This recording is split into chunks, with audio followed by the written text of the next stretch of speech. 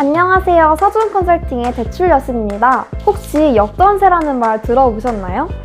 역전세는 전세 보증금이 계약 때보다 더 낮아지는 것입니다. 전세 가격이 조정되면서 새 임차인이 오더라도 기존 세입자에게 돌려줄 만큼의 전세금을 받지 못하게 되는 정도입니다. 만약 기존 전세금이 3억 원이었는데 현재 시세가 2억 5천만 원으로 떨어지게 된다면 집주인은 재계약 혹은 새로운 세입자가 들어왔을 때 5천만 원의 금액을 손해보게 된다는 것이죠. 역전세의 가장 큰 원인은 집값 하락입니다.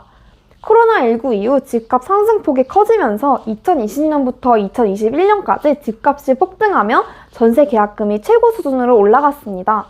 하지만 2022년 하반기부터 금리 인상 등 이유로 집값이 하락하고 여기에 깡통 전세나 전세 사기 등의 문제들도 불거지며 전세보다는 월세 선호로 나타나며 세입자가 나갈 때 집주인이 전세금을 돌려주지 못하는 상황이 많아지게 되었습니다. 집값이 가장 상승했던 2020년에서 2021년 사이에 계약한 전세가 만료되고 있는 최근 주택시장에서는 심각하게 대두되고 있는 현상입니다. 한국은행이 발표한 자료에 따르면 전세보증금 반환에 관한 부담이 해가 지날수록 증가하고 있다고 하는데요. 오늘은 집주인들에게 적극적으로 필요한 전세 퇴거 자금 대출을 소개해드리도록 하겠습니다.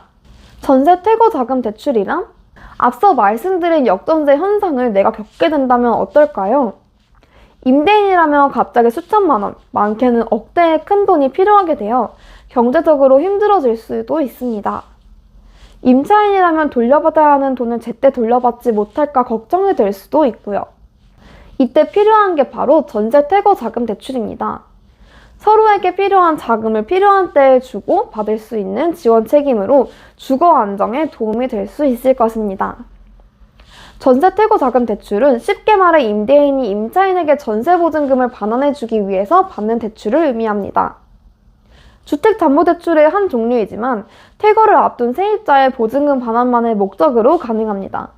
주택 시세, 보유 주택 수, 대출 기간 등에 따라 대출 상품이 다를 수 있으니 세부적인 사항은 은행에 문의하는 게 좋습니다.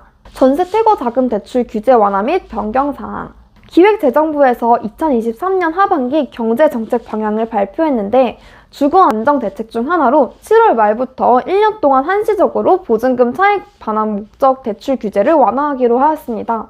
전세 퇴거 자금 대출이 바로 보증금 반환을 목적으로 한 대출이기 때문에 당연히 해당합니다. 그렇다면 어떤 점들이 완화되었는지 함께 확인해 볼까요? 임대 사업자의 경우 RTI를 1.0배로 하향 조정하고 개인 임대인의 경우에는 DTI를 60%를 적용할 예정이라고 합니다.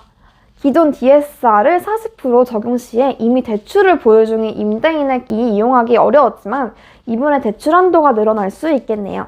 금융위원회 분석 결과 연소득 5천만 원의 집주인이 금리 4%인 30년 만기 주택담보대출을 받게 되면 기존 DSR 40% 기준으로 3억 5천만 원을 대출받을 수 있었습니다.